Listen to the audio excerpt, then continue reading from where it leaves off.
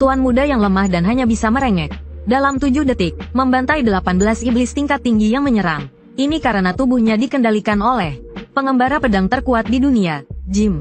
Ia berpikir bisa menang dengan kemampuan pedangnya. Namun pertarungan baru setengah jalan.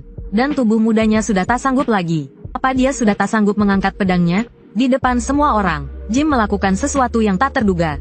Ia melompat dari tebing setinggi 3 meter. Ternyata ia sengaja melakukannya, untuk memancing sisa iblis ke sana, dan menghabisi mereka semua, meskipun hasilnya sesuai rencana. Tapi Jim juga jatuh karena kelelahan. Untungnya, ia tidak mati. Setelah beristirahat sejenak, ia mencoba berdiri. Namun, begitu berdiri, tubuhnya terasa sakit sekali. Ini pasti akibat terlalu memaksakan tubuh. Jim tak berani bergerak lagi. Ia pun mulai mengenang masa lalu. Saat Jim masih kecil, keluarganya mengalami bencana dahsyat. Kecuali dirinya, hampir semua kerabatnya terbunuh. Keinginan balas dendam mendorong Jim untuk menjadi kuat, hingga ia menjadi salah satu dari 7 petarung terkuat. Namun, saat ia hampir membalaskan dendamnya, rekannya tiba-tiba menyerangnya dan membunuhnya. Tapi untungnya, Tuhan memberinya kesempatan kedua. Ya, ia terlahir kembali dengan kekuatan masa lalunya. Saat itu, ketukan pintu mengganggu ingatan Jim. Seorang wanita berpakaian pelayan muncul. Ia membanting baskom berisi air ke atas meja. Urusan melawan musuh itu, serahkan saja pada pelayan. Kau tahu betapa khawatirnya aku? Belum sempat ia selesai bicara, Jim memeluknya erat. Meskipun rasa sakit yang hebat membuatnya gemetar, ia tetap memeluknya erat. Senang sekali bisa bertemu denganmu lagi. Beranda, dia adalah guru pribadi Jim. Di kehidupan sebelumnya, di masa kecilnya yang tragis, Beranda adalah salah satu dari 2 cahaya dalam hidupnya. Namun, orang yang begitu penting ini hilang saat keluarganya hancur. Jim memeluknya selama beberapa menit.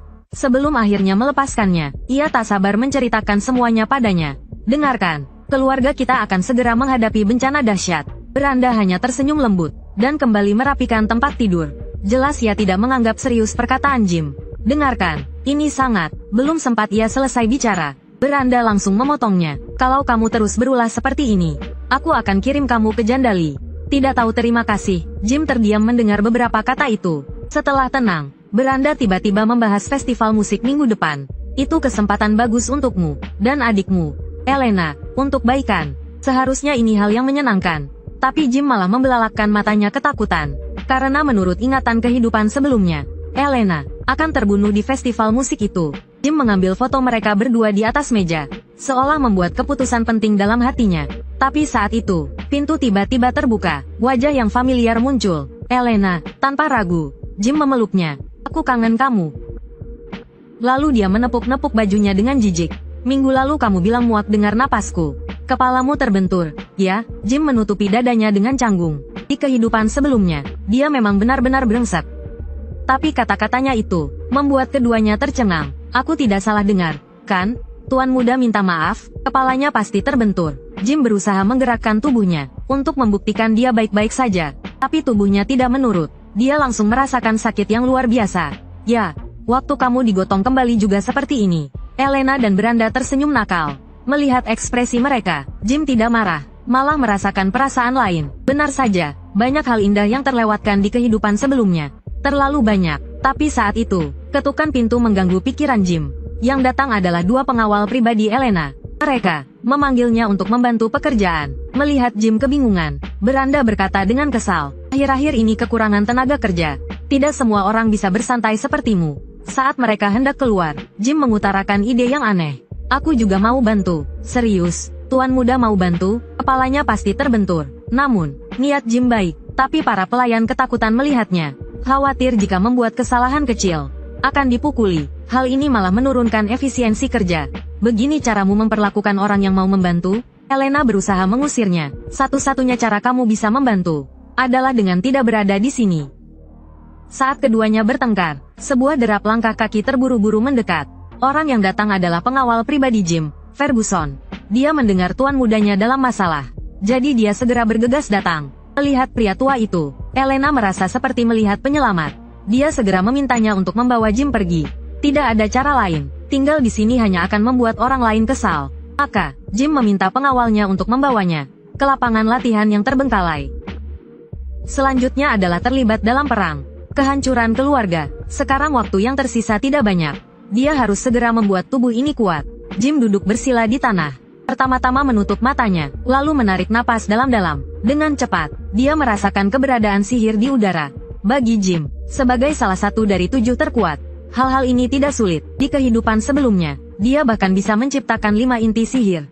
Dengan sihir di udara, diserap sedikit demi sedikit oleh Jim. Beberapa inti seukuran telur, perlahan mulai terbentuk di dalam tubuhnya. Namun, hanya 3, yang merupakan batas maksimum tubuh ini. Jim tiba-tiba memuntahkan darah. Namun ini berarti, 3 inti sihir di dalam tubuhnya telah sepenuhnya terbentuk. Bajingan-bajingan keluarga Delphin, bersiaplah untuk mati. Seminggu kemudian, Jim datang ke festival sesuai janji. Namun, ini membuat Elena sedikit terkejut. Dia tidak menyangka kakaknya benar-benar akan datang. Ku dengar kau juga berlatih. Ini tidak sepertimu.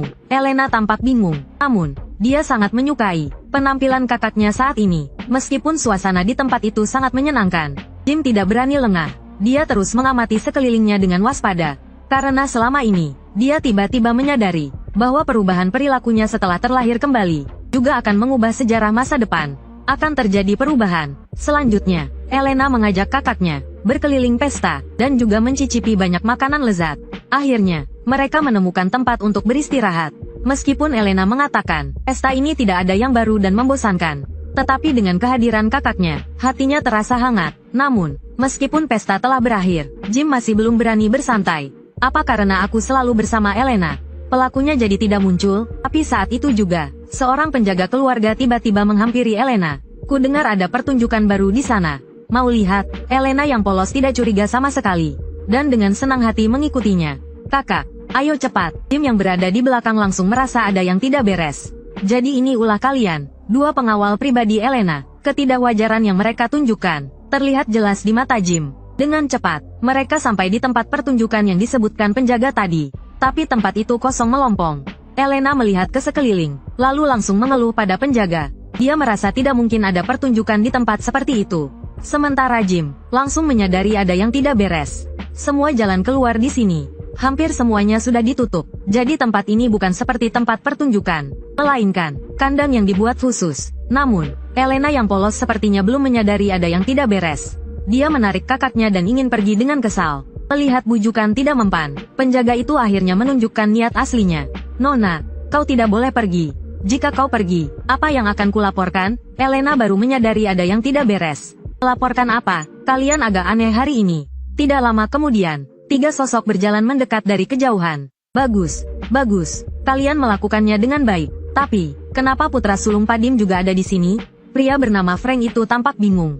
Perjanjian mereka hanya melibatkan Elena. Jangan khawatirkan itu. Bonus, kedua kelompok itu bernegosiasi sendiri. Sama sekali tidak menganggap Jim ada. Pengkhianat keluarga, kau pikir kau bisa lolos begitu saja? Mendengar perkataan Jim, penjaga itu tidak peduli. Ku sudah muak dengan tempat miskin ini. Setelah kami mendapat bayaran, aku akan menikahi 10. Belum selesai bicara, tubuhnya tertembus tebasan tajam Jim. Melihat itu, penjaga lainnya langsung menyandera Elena. Namun, sedetik kemudian, ia bernasib sama, tertembus pedang besar. Pemandangan ini membuat Frank sedikit terkejut. Mereka telah menyelidiki dengan jelas. Putra sulung Padim seharusnya tidak punya pengalaman bertarung. Tapi gerakannya barusan, yang tampaknya membuat kedua penunggang kuda itu benar-benar terkejut. Tapi hanya itu saja, mereka tidak merasa berada di level yang sama dengan 2 orang rendahan itu. Jim melihat adiknya yang gemetar ketakutan, lalu segera membuatnya pingsan dengan 1 tamparan. Karena adegan selanjutnya, kemungkinan besar akan membuatnya trauma. Setelah melakukan semua itu, Jim perlahan berbalik. Ada 3 orang di sana. 2 di antaranya adalah anak buah biasa. Yang merepotkan adalah orang di tengah yang bernama Frank. Sihir yang dipancarkannya tampaknya lebih kuat dari yang diperkirakan. Jim mencoba mengorek informasi tentang dalang di balik ini dengan obrolan ringan. Tapi itu malah membuat lawannya tertawa. Orang yang sekarat masih banyak bicara. Detik berikutnya, kedua anak buah itu menyerbu dengan kecepatan tinggi. Namun, Jim sudah punya cara untuk menghadapinya. Pertama, dia melempar petasan untuk mengacaukan indera mereka, lalu segera maju dengan pedangnya. Hanya dalam 3 putaran, Jim mengalahkan 2 orang itu. Tapi sebelum dia bisa bersantai, tiba-tiba dia merasakan hawa dingin yang menusuk dari belakang. Ternyata Frank melancarkan serangan diam-diam. Tapi serangan ini ditangkis Jim dengan postur yang aneh. Tanpa memberi lawannya waktu untuk bereaksi, dia berputar sempurna dan melancarkan tebasan. Pedangnya menggores leher Frank dengan sudut yang sempurna. Tapi hal yang mengejutkan terjadi. Lawannya ternyata tidak mati. Ternyata, Frank telah memusatkan banyak sihir di lehernya untuk mengurangi kerusakan yang disebabkan oleh pedang. Dia pun menyadari bahwa orang di hadapannya tampaknya sangat berbeda dari rumor yang beredar. Dia menguasai ilmu pedang yang belum pernah dilihatnya. Frank tidak berani ceroboh lagi dan segera mengerahkan sihir dahsyat di dalam tubuhnya. Tapi saat melihat lawannya, dia malah tersenyum. Reaksi apa ini? Setelah beberapa putaran pertarungan, Frank benar-benar terkejut. Tak disangka lengannya terasa sakit karena getaran dari lawannya. Bagaimana bisa kekuatannya meningkat begitu pesat? Dan bagaimana dengan ilmu pedang yang tajam ini? Berapa banyak rahasia yang disembunyikan orang ini? Frank memiliki banyak pertanyaan yang ingin diajukan. Tetapi pertarungan pun menjadi sepenuhnya tidak menguntungkannya. Bahkan pada akhirnya, pedangnya pun hancur. Sedangkan Jim, dia masih hanya menggunakan satu inti sihir. Setelah Frank kehilangan senjatanya, pertarungan pun resmi berakhir. Dia dikendalikan sepenuhnya oleh Jim. Frank mengira dia bisa melancarkan serangan diam-diam. Tapi ternyata tangannya terjerat oleh semacam sutra sihir milik Jim. Kemudian Jim menusukkan pedangnya ke tubuh Frank. Dan juga melukai inti sihirnya. Jika kau memberitahuku siapa yang menyuruhmu, aku akan melepaskanmu. Frank ketakutan. Dia bisa merasakan sihir di dalam tubuhnya menghilang dengan cepat. Orang ini tidak sedang menggertak. Aku benar-benar akan mati. Dia langsung berteriak dengan suara serak. Earl Desmond, dia butuh alasan untuk memicu perang antara keluarga Degat dan keluarga Padim. Jadi itu dia. Jim merasa lega. Meskipun Earl Desmond yang secara langsung memerintahkan ini, pasti Duke Delphin yang mendalanginya. Karena mereka sekutu. Duke Delphin, beraninya kau melakukan hal sekeji ini? Merencanakan konspirasi seperti ini. Setelah Frank mengatakan yang sebenarnya, Jim tidak menepati janjinya, melainkan menusukkan pedangnya lebih dalam ke tubuhnya. Saat itulah Frank menyadari bahwa orang di hadapannya ini tidak pernah berniat melepaskannya. Jadi dia langsung tertawa terbahak-bahak. Bahkan jika kau membunuhku, kau tidak bisa mengubah akhir yang sebenarnya. Aku telah menyelesaikan tugasku. Meskipun Elena tidak mati, putra Earl Degat telah kubunuh di sini. Saat mayatnya ditemukan, itulah saat perang di antara keluargamu dimulai. Padim pasti akan hancur. Saat Frank selesai bicara, Jim sepenuhnya menghancurkan inti sihirnya. Biasanya ini akan menyebabkan ledakan dahsyat. Tapi Jim punya cara lain, yaitu mengubahnya menjadi kembang api. Setelah memastikan bahayanya hilang, Jim langsung memuntahkan darah, lalu berlutut. Karena dia memaksakan diri untuk melakukan semua ini. Tubuh ini sekarang terlalu lemah. Sialan, di kehidupan sebelumnya, aku bisa menggunakan 3 inti sihir sekaligus tanpa masalah. Setelah beristirahat sejenak, Jim terlatih-tatih menuju rumah di dekatnya. Benar saja, dia menemukan 2 mayat di dalamnya. Tidak diragukan lagi, itu adalah putra Earl dan pengawalnya. Jika ini ditemukan orang lain, dia tidak akan bisa menjelaskannya. Jadi Jim mengambil lilin dan membakar tempat kejadian hingga bersih. Lalu menggendong adiknya dan bergegas pergi. Tapi tanpa sepengetahuannya, lawannya masih punya satu rekan yang belum muncul. Dia segera melaporkan kejadian ini.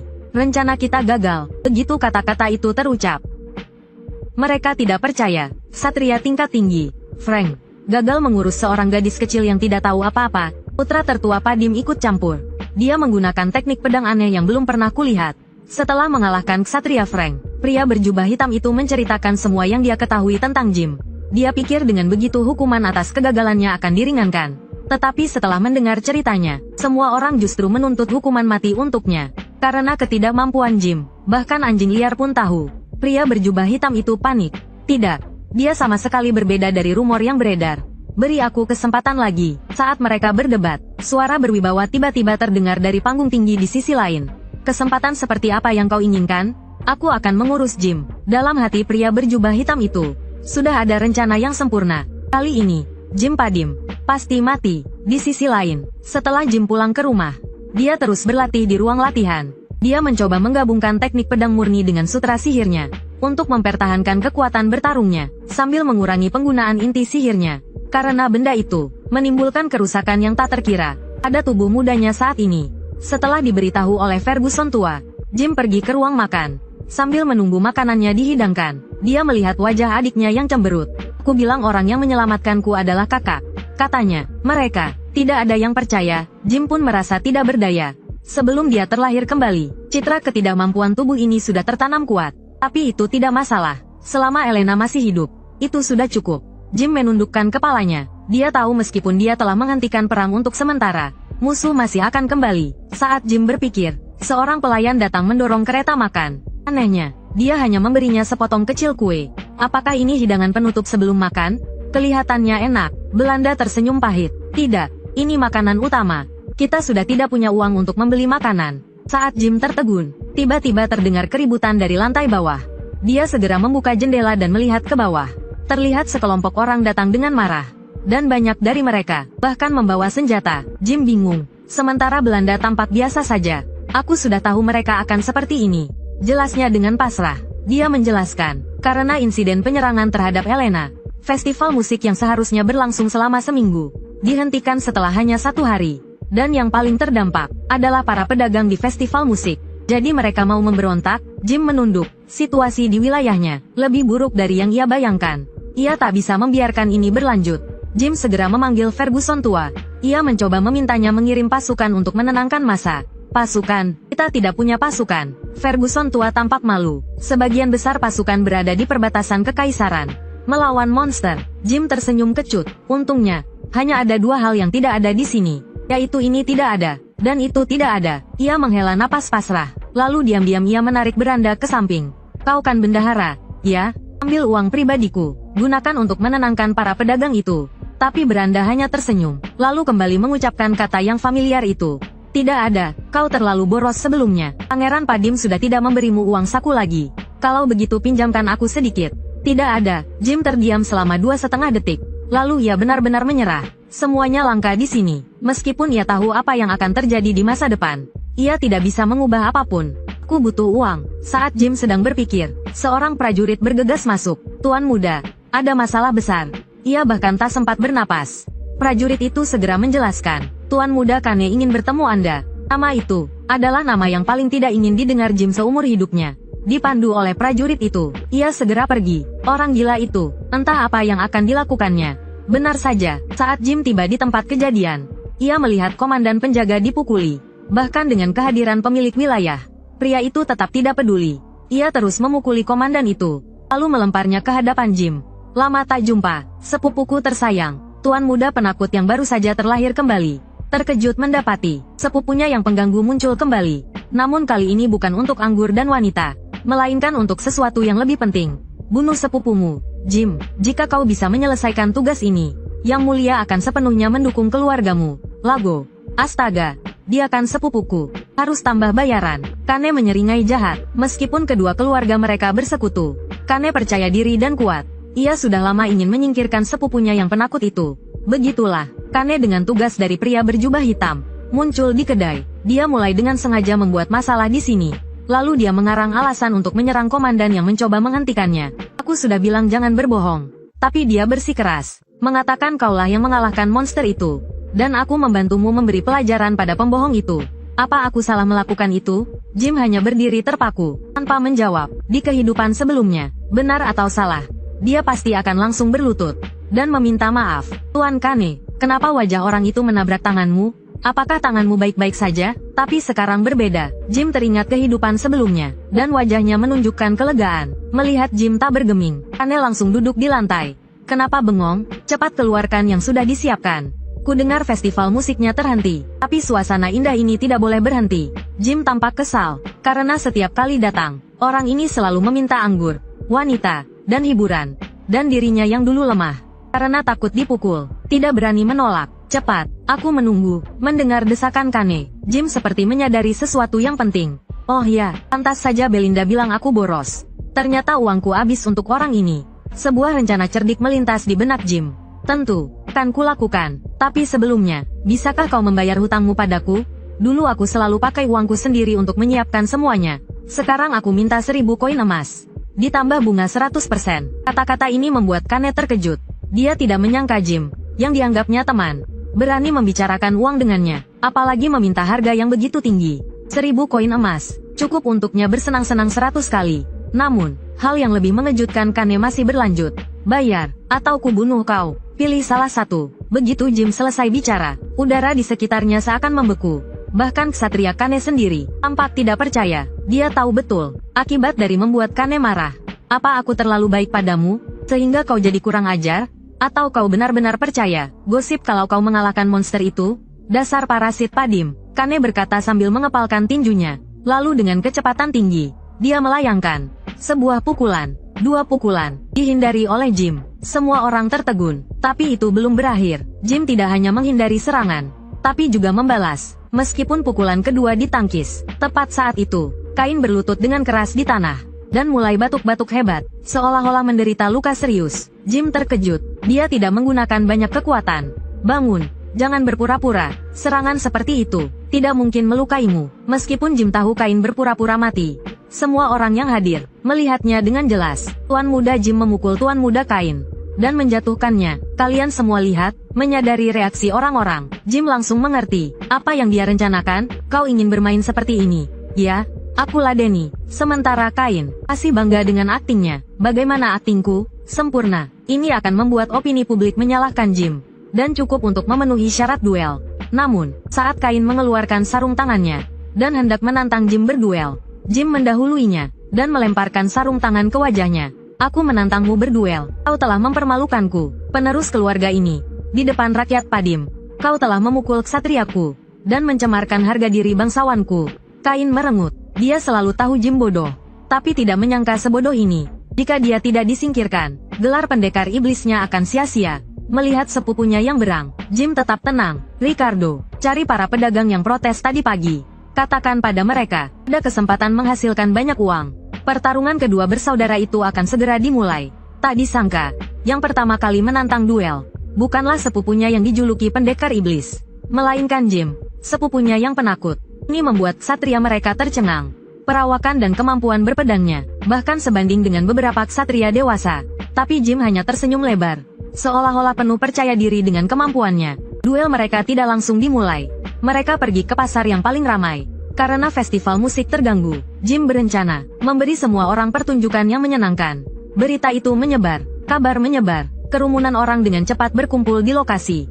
Beberapa datang untuk menonton keramaian, sementara yang lain datang untuk bertaruh. Tanpa ragu, semua orang bertaruh pada kemenangan sepupu Kane. Mengetahui hal ini, Kane langsung menyeringai. Bertaruh pada kemenangannya sendiri, sama seperti bertaruh pada kekalahan timnas sepak bola. Bisa dibilang, sudah pasti menang. Seiring bertambahnya jumlah orang di lokasi, Jim yang berada di sampingnya mengusulkan untuk memulai duel. Namun, usulannya dipotong oleh staf di bawah panggung. Tidak ada yang menaruh uang untuk tuan muda Jim, sehingga taruhan ini tidak bisa dilakukan. Begitu kabar itu keluar, semua orang yang hadir menunjukkan kekecewaan. Namun, tidak ada yang bisa mereka lakukan. Satu adalah tuan muda berandalan di mata semua orang. Yang lainnya adalah master pedang yang termasyur. Hasilnya sudah jelas. Oleh karena itu, bahkan ada yang mengusulkan untuk mengubah taruhan menjadi apakah Jim bisa bertahan hidup selama 3 detik. Namun, tepat ketika semua orang menertawakannya, suara serak tiba-tiba terdengar. Saya bertaruh 20 juta untuk kemenangan tuan muda Jim. Orang yang datang adalah komandan ksatria keluarga Padime. Segera setelah itu, sekantong besar uang dilemparkan ke atas meja. Saya juga yakin kakak saya bisa menang. Meskipun keluarga Padime miskin, sebagai seorang bangsawan, Elena masih bisa mengeluarkan cukup banyak uang pribadinya. Staf di lokasi membujuknya untuk tenang. Kakak bisa dicari lagi, tapi kalau uang hilang, kakak pun tak bisa ditemukan. Tapi Elena sepertinya sudah bulat tekad. Duel pun segera dimulai. Jim lebih dulu menghunus pedangnya. Para ahli biasanya memberi kesempatan beberapa gerakan.